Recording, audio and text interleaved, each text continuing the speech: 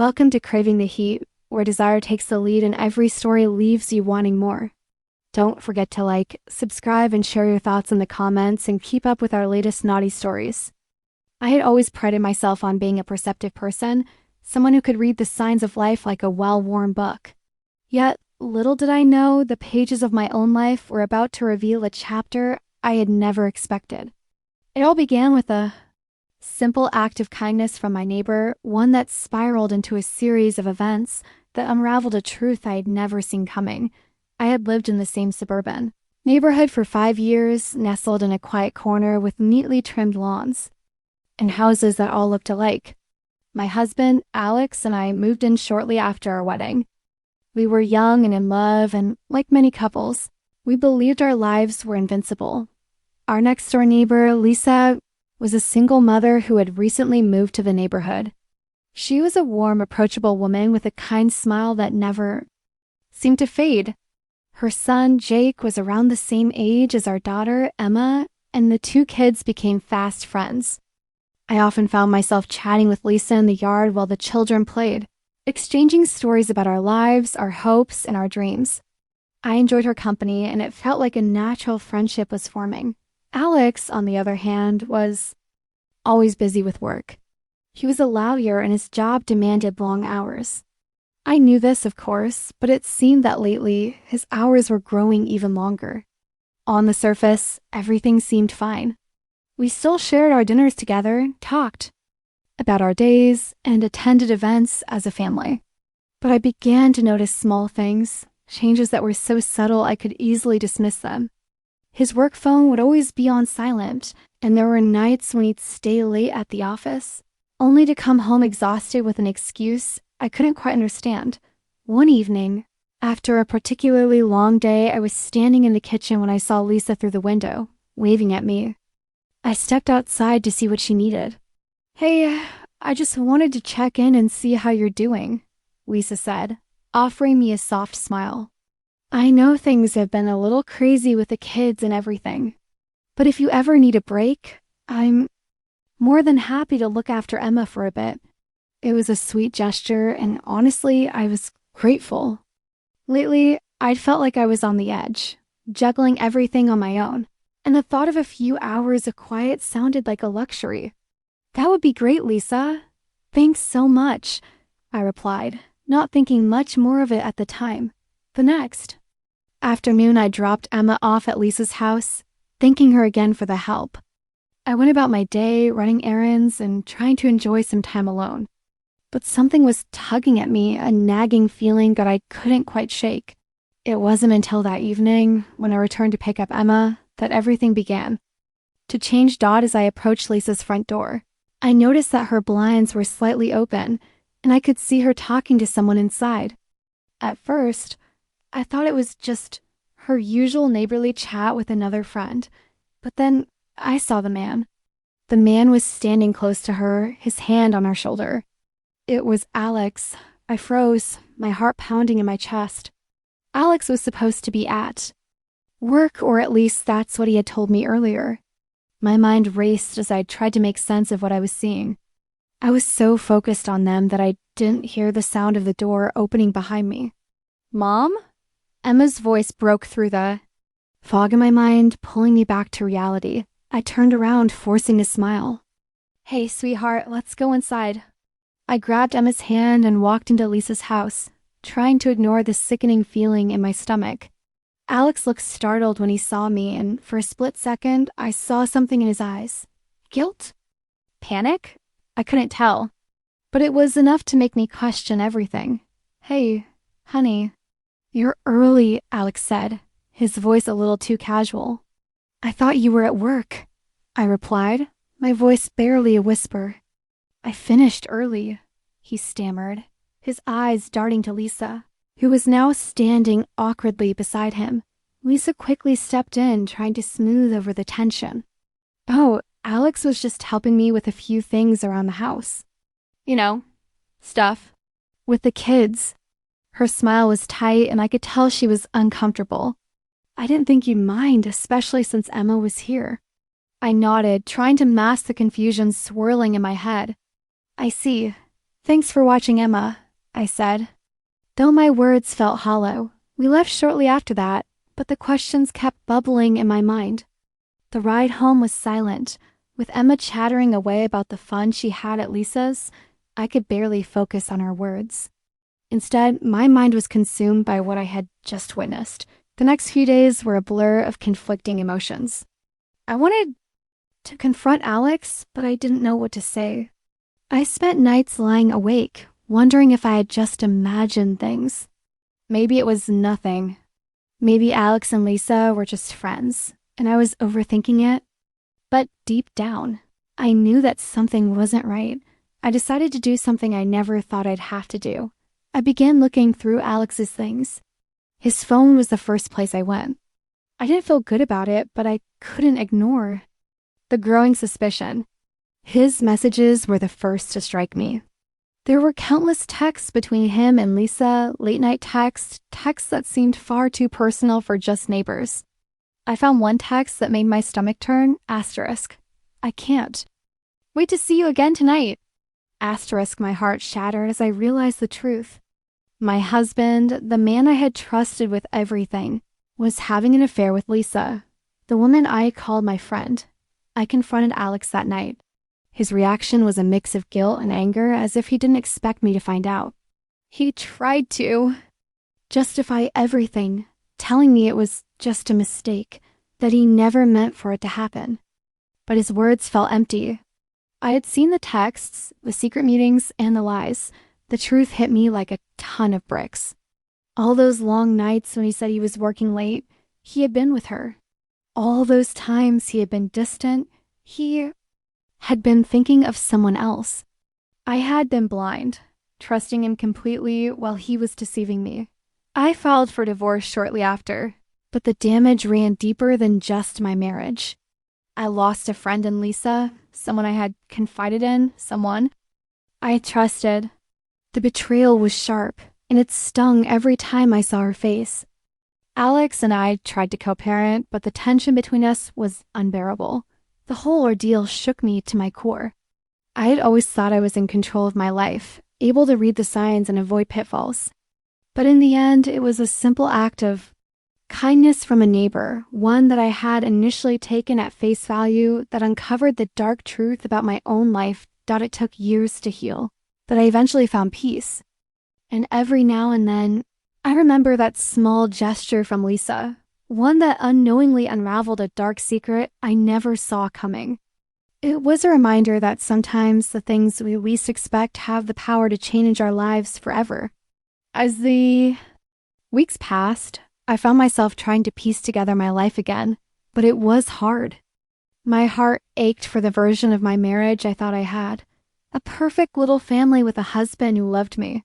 A home filled with laughter and warmth. But the truth had shattered that illusion, leaving me with a hole that seemed too deep to fill.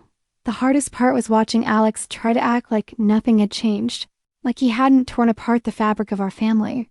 He would still call me from work, asking about Emma's day or our plans for the weekend, but his voice felt different now. It was strained, as if he was trying to maintain normalcy when I could see through the facade.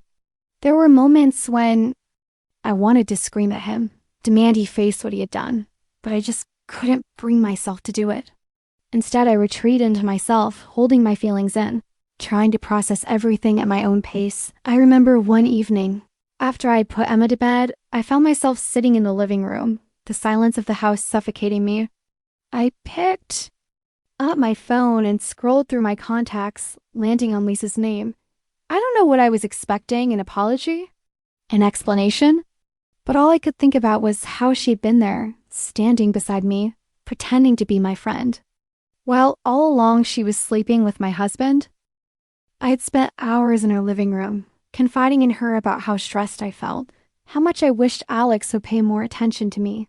She had listened, nodding sympathetically, offering her support. But behind her kind, comforting eyes, she had been harboring a secret that would rip my world apart. I had trusted her with my thoughts, my fears, and in return, she had betrayed me in the most intimate way possible. Eventually, I couldn't ignore the overwhelming need to confront her. I decided that I would not let the pain fester.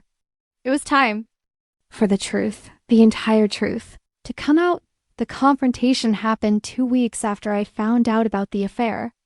I had been dreading it for days, playing different scenarios in my mind. But nothing could have prepared me for the reality of facing Lisa. When I showed up at her doorstep that morning, she looked surprised, but not entirely shocked. She had known this day would come just as I had. She invited me inside, and I could feel the tension in the air as soon as I crossed the threshold. Her living room, once a place where we had laughed and shared stories over cups of tea, now felt cold and unfamiliar. "I know what happened, Lisa," I said, my voice steady but cold. Lisa's face blanched, and for a moment, she said nothing. Her eyes darted toward the floor, unable to meet mine. "I'm so sorry, Sarah. I never meant for it to go this far." "Never meant for it to go this far?"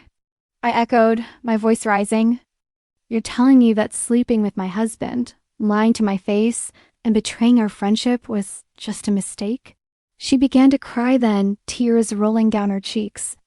"I never wanted to hurt you," she whispered. "I didn't plan for this to happen. It just did." I stood there, shocked by the confession, but at the same time, I could feel my own anger rising. "How could you do this to me? To our family? You've been here, in my home with my child. I trusted you." Lisa wiped her tears, struggling to form words. "I never meant to hurt you. It was a moment of weakness. I didn't know how to stop it once it started. It was all too much to process." The betrayal cut deeper with each word, and yet I found myself listening to her as if I were hearing some explanation that could make it all make sense. But there was no excuse, no reason that could justify what they had done. "You think I don't know that?" I shot back, my chest tight with emotion. "I trusted you and I trusted him. You both lied to me, and that's something I can't ever forgive." Lisa reached out to touch my arm, but I pulled back sharply. "Don't. You've already taken enough from me." I turned and left without another word. As I stepped out of her house, the weight of everything hit me like a flood. It was like I was drowning in a sea of lies, and there was no way to swim back to the shore. The months that followed were a blur of hurt and healing. I filed for divorce, and Alex moved out. The process wasn't easy. There were arguments, long silences, and moments when I thought I might lose my sanity.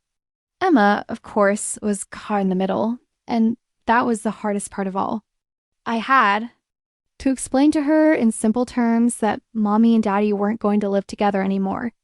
The questions she asked broke my heart. Why can't you two just love each other again? Will we still be a family? I did my best to shield her from the truth, but it was hard.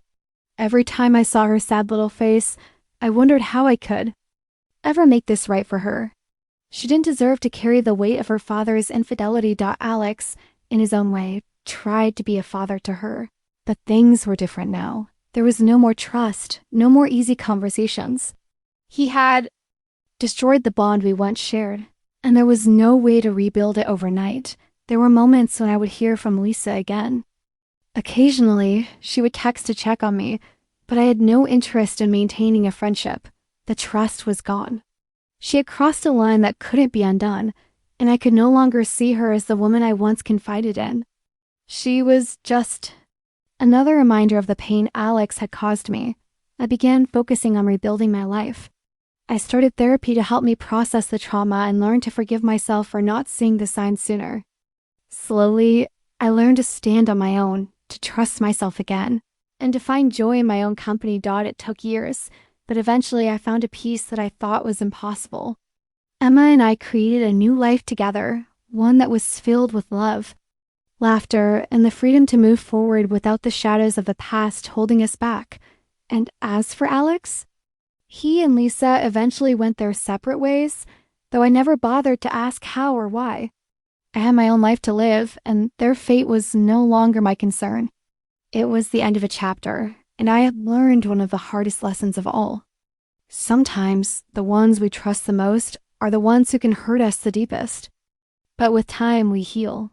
And with healing comes strength. What began with a simple, innocent act of kindness from my neighbor had revealed a dark truth that changed everything. But it also set me on a path to rediscover myself, and for that, I was ultimately grateful. As time went on, I found myself changing in ways I never anticipated. In the beginning, I thought my life would never be the same. That the betrayal, the heartache, the dissolution of my marriage, and the loss of trust would keep me locked in a prison of grief. But life, as it does, has a way of surprising you when you least expect it. I began focusing more on myself, rediscovering passions I had let go of in the rush of raising a family and trying to maintain a perfect image of marriage. I joined a yoga class, something I'd always wanted to try but never had time for. I signed up for a painting workshop, rekindling a love for art I hadn't felt in years. I even started taking weekend trips, small getaways where I could clear my head, recharge, and remember what it felt like to be me again. I didn't realize it at the time, but I was healing. Each step, each small activity helped me reconnect with a part of myself I had buried under the weight of my responsibilities as a wife and mother. I had lived for others for so long, doing everything for Alex, for Emma, for our home, that I had forgotten who I was beyond those roles. Emma noticed the change in me too. She saw me laughing more, being present in a way I hadn't been in months. It was as if I was waking up from a long, painful slumber. She was happier too. The tension that had once hung in the air had slowly dissipated, and we were finally able to move forward with a sense of normalcy. But there was one part of my healing that I had not expected. I didn't anticipate the possibility of love again. Not after everything I'd been through. Not after Alex had torn apart everything I thought I knew about love and trust. Yet, life had other plans to happen, unexpectedly, of course. A few months after I had finally settled into my new rhythm, I met someone. His name was Max. He was a friend of one of my yoga instructors, someone who had attended a few of the same workshops and was always smiling and approachable. He had a warmth to him, a kind of gentle energy that immediately drew me in. We started talking more frequently at social events, and the more I got to know him, the more I realized how different he was from Alex in the best possible way. Max had an old soul, someone who believed in deep conversations and the quiet beauty of a shared moment. He wasn't in a rush to move things forward, but there was an undeniable connection between us. He listened to me in a way I hadn't been listened to in years. There was no pressure, no expectations, just two people getting to know each other without the shadows of past mistakes clouding their connection. The first time we kissed, I was overwhelmed with emotions I hadn't felt in so long. It was soft, slow, and full of promise. A promise that love didn't have to be painful or deceptive. For the first time in years, I felt a spark inside me that wasn't rooted in fear or distrust. Max made me feel safe, cherished, and respected in a way I thought I had lost forever. The more I spent time with him, the more I realized that I had been so consumed with the pain of the past that I hadn't allowed myself to believe in love again. But Max, with his calm presence and steady affection, showed me that love could be kind, patient, and gentle. He was everything I'd been missing, and more. He didn't rush me. He understood that my heart had been broken, but he was willing to wait for me to trust again. It was through him that I learned the true meaning of love, not as something to be possessed, but as something to be nurtured, respected, and shared. Max didn't ask me to forget the past. Instead, he showed me how to build something beautiful from the lessons I had learned. One evening, after a quiet dinner at his apartment, we sat on the balcony, the city lights twinkling in the distance. The air was cool, and there was a peace between us, the kind of peace that comes from knowing that in this moment you are exactly where you need to be. Max took my hand and turned toward me, his gaze soft and sincere. "Sarah," he said, his voice a low whisper, "I know it hasn't been easy for you, but I want you to know that I'm here. For you and only you. No rush, no pressure. Just us." Together, my heart skipped a beat, and for the first time in so long, I felt the weight of the past lift off my shoulders. I realized that I was ready to love again, to trust again, to feel the warmth of passion without fear. I want that too, I whispered back, my voice trembling with emotion. Max cupped my face gently, his thumb tracing the lines of my cheek as if memorizing every curve. And then, slowly, as if we both knew this moment was something sacred, he kissed me, not with urgency, but with a tenderness that melted all the walls I had built around myself. The kiss deepened, and I felt every ounce of love, every ounce of healing flow between us.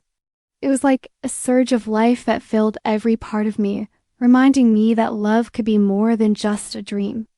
It could be a reality, a beautiful, passionate reality. That night, we made love for the first time, and it was nothing like I'd experienced before. It wasn't hurried or tainted with doubt. It was pure, unselfish, and full of a longing that had been buried deep inside me for so long.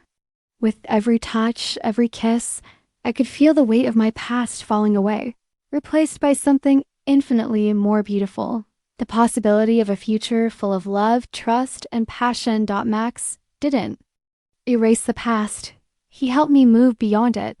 He didn't take the place of Alex, but he became a part of my new beginning. And as the days turned into weeks, and the weeks into months, I found myself falling deeply in love with him. It was a love that grew stronger with every passing day, not because it was perfect, but because it was real. Looking back, I realized that it wasn't the simple act of kindness from Lisa that had unraveled my life. It was the strength I found within myself to rebuild it, to rise from the ashes and find a love that was worthy of me. A love that was gentle, passionate, and true. And so I stood there in Max's arms with a heart full of gratitude for everything that had brought me to this moment. The journey had been painful, but it had led me to the kind of love I had always deserved, a love that healed, a love that was real, and a love that would last forever.